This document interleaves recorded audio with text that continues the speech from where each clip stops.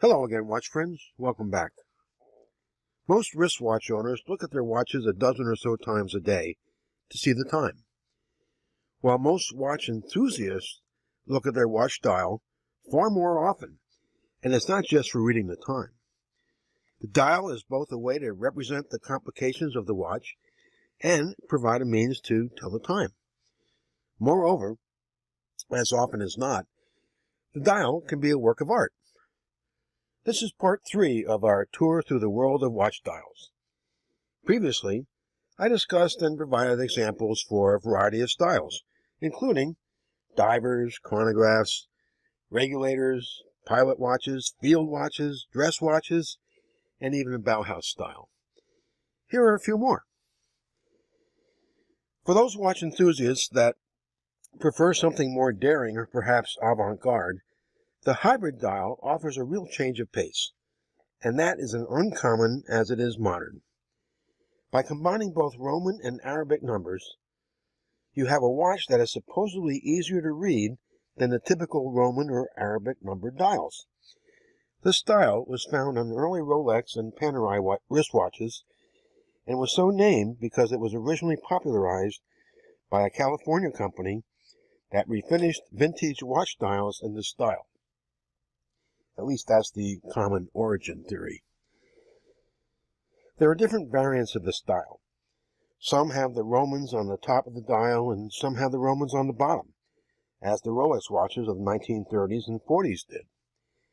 The Nomos Club Campus shows Arabic numerals in the upper hemisphere and Romans in the lower, whereas this vintage Panerai has the Romans on the top half.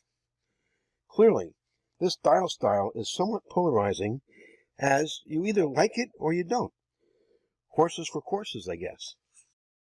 Speaking of Panerai, the brand is very well known for its sandwich dial, another type of hybrid perhaps.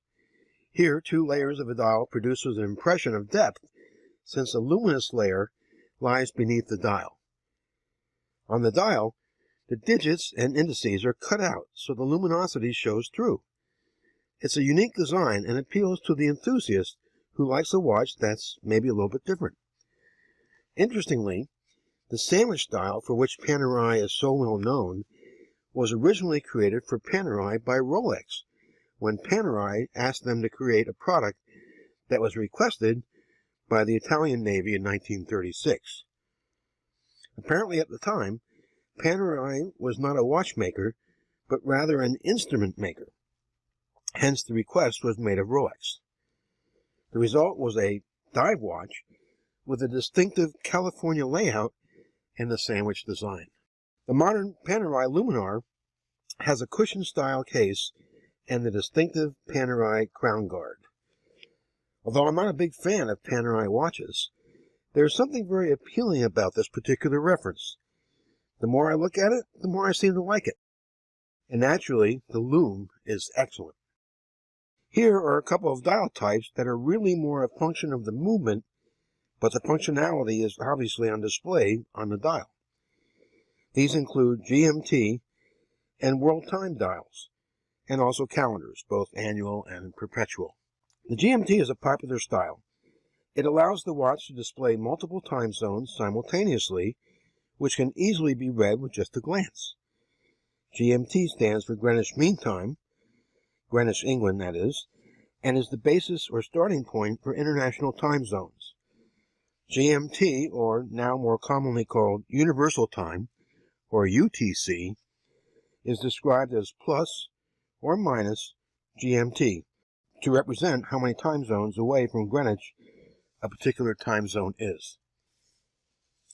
A GMT watch allows travelers to quickly determine what time it is all over the world, as long as they knew what the GMT time is and what to add or subtract from that time to get their local time. Usually this dial features a 24-hour hand that sweeps one revolution during a 24-hour period, and the GMT hand may be set independently of the normal hour and minutes hands to any time zone. The hours and minute hands are shown in 12-hour format. Most people use GMT watches to know their local time and some other time zone. They set the GMT hand to their home time and the 12-hour hands to their local time. Some GMT watches have a rotating 24-hour bezel, which can be used to track a third time zone. GMT dials are probably the most useful features on a watch, apart from the time itself. Another style, similar to the GMT dial, is the world time. The world time watch displays or calculates the time in multiple time zones. Sometimes all 39 time zones are shown at once on the dial. Often the hour and minute hand are coordinated with an outer chapter ring with the names of reference cities for each time zone. A pusher in the case allows the chapter ring to be moved one city at a time, and the hour hand will automatically jump an hour ahead or behind to show the local time in whatever city is chosen. Sometimes a watch is called a world time, but is really just a dual time zone model. Nothing wrong with that, but here not all the cities, the reference time zones, are displayed at once. Only the time in two time zones are displayed. These are less complicated watches and therefore less expensive than a true world timer. For most travelers, a dual time zone watch is sufficient. The final dial style I'd like to mention are calendar watches, either annual calendars or perpetual calendars. Starting with the annual calendar dial, here the day, date, and month are displayed. The movement automatically adjusts the date displayed on the timepiece based on the 30 and 31-day months to ensure that the correct date is always displayed. Although the date displayed on the dial is correct for either 30-day or 31-day months, there's no accounting for a leap year, so the date for February will be off every 4 years. As long as the timepiece is wound and running, the calendar complication will be correct. That brings us to the perpetual style. The perpetual calendar also displays the day, the date, and the month, but it also knows the year, so that it will automatically adjust for leap year, requiring less adjustment than an annual calendar watch. However, this style also requires to be continually wound and running to accurately display the date. And it should be noted that every 100 years, the Gregorian calendar suppresses a leap year, except during century leap years. As a result, the perpetual calendar watch must be corrected by 1 day on the 1st of March every 100 years. There are still other ways to classify watch dials. These can be based on the dial shape, odd or interesting complications on the dials, and of course color, texture, and dial material. Color favorites seem to come and go. Blue was in for the last few years. Now it seems green is the new blue. Textured dials can consist of everything from smooth, simple enamel dials or enamel dials with intricate scenes hand-painted on them. They can also have patterns engraved on them called guilloche. A nice example of a guilloche dial is the Chapek Quai de Berg. Notice the interference patterns between the two subdials. It's reminiscent of when you throw two pebbles into a pond and see their individual ripples intersect. Guilloche patterns on a dial are wonderful, and I think Chapek's implementation is a very attractive one in particular. Painted enamel dials are truly amazing, and often a work of art in themselves. The technique has a storied history, and the artisans who practice this are few and highly skilled. Here are just a couple of examples of painted enamel dials. Typically, this style is found only on very expensive pieces and usually available only from horology brands. At the extreme are custom painted dials that are one-off pieces made to order for a specific client. There are two other dial styles that really are more related to case designs, but are still relevant. I'd be remiss if I didn't mention them. First, the tonneau style.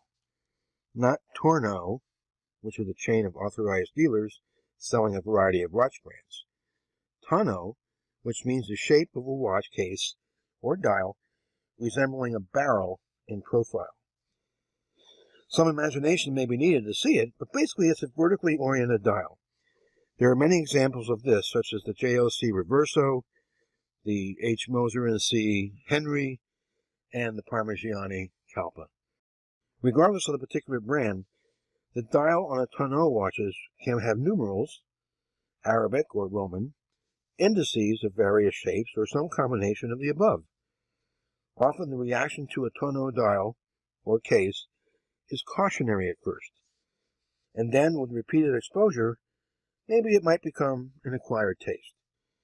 Personally, I didn't give this style a second look until about a year or so ago when I acquired my first Parmigiani. Now it's one of my favorite styles, and a Patek Gondolo is on the Grail list. Another tonneau piece is the Lang & Hein George. It's simply beautiful and timeless. The George is also on my Grail list. The second dial type, which is akin to a case shape, is the cushion style. Here, a square, more or less, dial is contained within a square case. The style is so named because it's shaped like a pillow. Like the tonneau, the dial can include any combination of numerals and indices. And this style is available in both vintage and modern pieces, and at all levels of the price spectrum. My Glasuto Original 70s Panorama Date is an example of a modern cushion style, while my vintage Seiko Pogue is an example of a late 20th century cushion design. I hope you enjoyed this final leg of our tour through the world of watch dials. Do you have a favorite style or styles? Let us know in the comments section below. If you enjoyed this video, please be sure to like it and hit the subscribe button. Thanks for watching, and I'll see you next time.